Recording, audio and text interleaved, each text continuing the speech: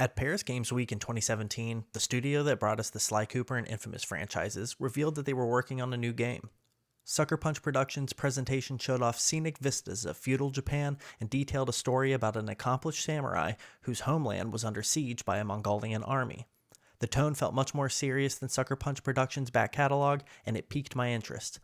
When the unveiling of this project concluded with the title Ghost of Tsushima, then started the countdown to when I could see more of this new PlayStation exclusive. Fast forward to 2018, and during PlayStation Showcase, eager soon-to-be fans were given their first look at gameplay for Ghost of Tsushima. The combat looked precise, and a keen eye could notice fighting stance changes depending on the enemy type. The gameplay debut also showed verticality in the game's traversal of environments, which reminded me of Sekiro: Shadows Die Twice. While all that is seriously exciting, what stuck out to me was the scene overlooking the Otsuna grasslands, with the hero, Jin, riding a horse through a field of pampas grass, and the fight scene at the end between Jin and Masako. Building up to the duel, we got a glimpse of the narrative depth the Sucker Punch production might pack, and little did we know, it packed a wallop. A lot of people, including myself, were quarantined and working from home. As cabin fever crept into our psyches, some began to question their futures, and I was no exception. At the time, I was living in Austin, Texas with my girlfriend of 3 years, and the pandemic was forcing us to think about our priorities. My employment and mental health was on the rocks, and my girlfriend was preparing for grad school, which led us to the decision to part ways. The more subtle moving pieces involved in growing apart from someone you care about are things like a rental lease not ending for several months and needing to share a one-bedroom apartment with the writing on the walls. Needless to say, I needed an escape. During that time, Ghost of Tsushima was released. I began playing it, anticipating the escape I was craving, and while I did find that escapism in Ghost of Tsushima, Sucker Punch snuck in some gameplay elements that helped me reflect on the loss of the relationship and process the emotions I was feeling in a surprisingly healthy way. Today, I want to take a look at how Ghost of Tsushima accomplished that, whether intentional or not, and highlight how these mechanics connect with the gameplay. Sharpen your katana, samurai. We have poems to write.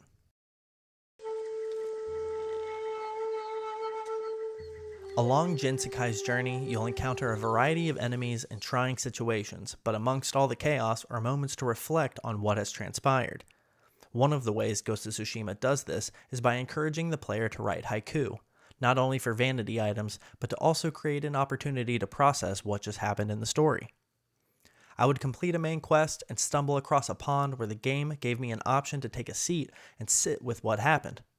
A prompt would appear with a suggestion like, reflect on loss, or family, and then give the player 3 choices for the first line of a haiku. After selecting the first line, the player is given another set of 3, and then another set after that. Jin then reads the haiku aloud while the game displays the beautiful environment that surrounds him. Giving the player a prompt and then supplying the lines to choose from allows the player to have agency and leaves the poem open to their interpretation while still keeping it rooted in the game's story. I found myself not only looking at the haiku that I wrote with Jin from his perspective, but from my own as well. Humans have a way of projecting their own experiences and perspectives onto pieces of art, and this feature highlighted that in an incredibly pleasing way. I was brought to tears by a particular haiku, but not because I was wallowing in sadness, but because for the first time in months, I felt optimistic about the future. I was preparing to move back home to the Outer Banks, which for those that don't know are a set of barrier islands off the coast of North Carolina. I was missing family and feeling claustrophobic in Austin, and had been feeling that way for years. It was almost like Roanoke Island was calling me home. So when I wrote this particular haiku in Ghost of Tsushima, it floored me in the most beautiful way. That haiku went as follows. Clear skies and clear mind. Swaying freely in the wind. Beckoned by the warmth. The old man was right. My spirit feels at peace, strong. I remember putting the controller down and smiling with tears rolling down my cheeks. It was a truly special moment and is the touchstone for what makes Ghost of Tsushima my favorite game of all time. It caused me to begin writing in my real life as well, as a way to process the breakup and my emotions in general. I've found that writing has helped a lot with ruminating thoughts and has even helped me manage my obsessive compulsive disorder. The game taught me to allow myself the space and time to write and reflect on what I'm feeling, but the lessons this game would teach me do not stop there.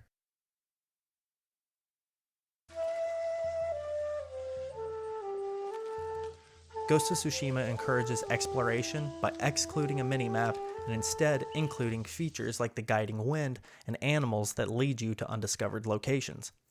I'm usually not one for open world games as I tend to get inundated by all the choices thrown at me, but Ghost of Tsushima managed to change the way these choices are presented and made it feel okay to derail from the path to the next mission. Sorry, Uncle Shimura, but you're gonna have to wait in that Mongolian prison. A fox has something to show me.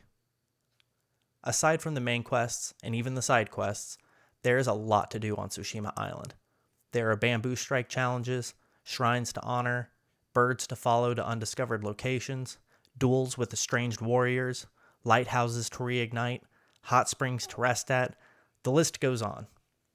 Each of these events has their own reward, and I know this sounds corny, but the reward truly was the journey to these destinations.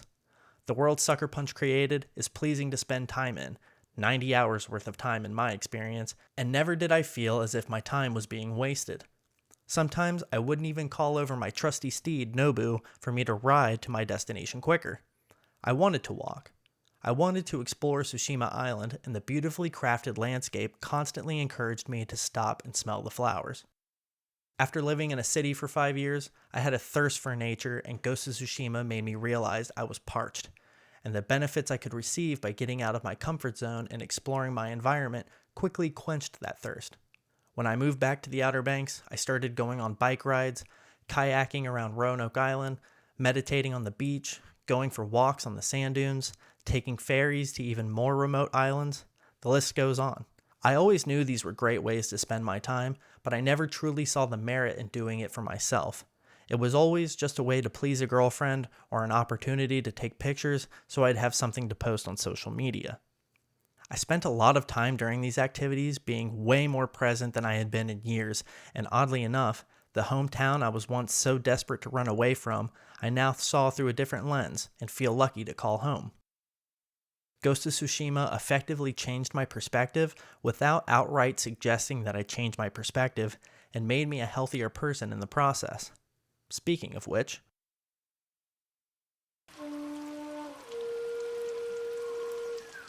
before I get into this section of the video, I want to make it clear that I am not a doctor, nor was this advice given to me by a doctor, so do not take it as medical advice. Consult your doctor before trying anything I'm about to mention. Now, with that disclaimer out of the way, Tsushima Island has hot springs sprinkled throughout its landscape. While they're mechanically there as an opportunity for Jin to make minor improvements to his health bar, he also uses them as an opportunity to reflect on the people and events in his life. This stood out to me because I had been doing something similar for about a year in an attempt to reverse some damage I had done to my physical health. If you're wondering, do hot springs actually have health benefits? The answer is yes. Hot springs can boost blood circulation, relieve pain, heal skin issues, and even reduce stress and promote sleep. Back in 2019, I was close to 200 pounds, and not because I was a massive muscle man, but because I wasn't taking care of myself. I would eat breakfast sandwiches with caramel lattes in the morning, grab a Wendy's 4 for $4 with a cherry Coke at lunchtime, and eat pretty much whatever I wanted at dinner time and wash it all down with even more sugary soft drinks. I was killing myself, and the telltale sign was that my left leg was going numb. I remember one time in particular where I was at Lady Bird Lake in Austin with friends and could feel the wind on my right leg, but not my left. I was scared, and I didn't tell anyone, but I knew I had to start making changes or I was going to continue down the road to diabetes. The part of my brain that managed to retain anything from science class remembered that heat causes things to expand, so I started sitting in hot baths, figuring the heat might open the veins in my legs and allow the blood to flow properly. Turns out, it works, and the high temperatures of the water also raises your heart rate, which helps pump the blood throughout your body. So I started intermittent fasting, drinking tons of water, and preparing cleaner meals for myself, and would take a 30-minute hot bath about 2 hours before I'd go to bed, and lo and behold, I got the feeling back in my leg. Not to mention, my skin was healthier than ever, I was burning calories, and I was getting the best sleep of my life. No more lying awake in bed as an existential crisis began to tear through my physicality. Unlike Jinsekai, I would watch shows or YouTube videos to distract myself while taking these hot baths, because they can get pretty intense around the 20-minute mark. While playing Ghost of Tsushima, I started thinking about how Jin used these baths as a chance to meditate and wanted to give that a shot. Instead of letting his mind go blank, Jin, or rather the player, chooses a topic to ponder while bathing, so I began to do the same. What I noticed was that with an already elevated heart rate and then introducing thoughts about stressful situations, like my relationship falling apart or my dire employment situation, caused my heart rate to skyrocket. At first, I stopped doing that because the boost in blood flow was more important to me than meditating, but eventually, I realized that I could use this occurrence as an opportunity to learn how to de-escalate when my obsessive-compulsive brain starts to ruminate and drives me close to a panic attack. Just like Jin, I would pick something that I had shoved to the back of my mind that I don't really want to think about and give myself the time to sit with it. Give myself nowhere else to go or anything to distract myself with and confront those emotions. This worked wonders for me because I would come to the logical conclusion, and without anything to distract me from arriving there, I wouldn't need to ruminate on it any further. I still do this today, and I even wonder if Jin Sakai, or whoever decided to put those hot springs in Ghost of Tsushima, knows just how beneficial hot springs can be. Call it a stretch, but I look at the hot springs in Ghost of Tsushima as another way that this game not only got me through a breakup, but made me a healthier person.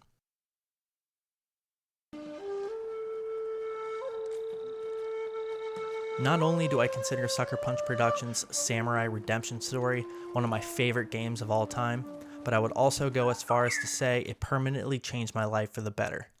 I took far more away from this game than entertainment and wanted to make this video as a love letter to the game and the developers at Sucker Punch Productions.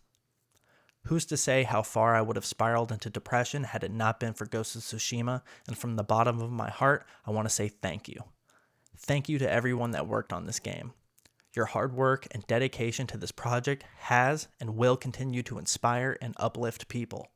It's a truly powerful story and video game, and no matter how small your involvement may have been, you should be proud of yourself. You created a sincerely beautiful piece of art.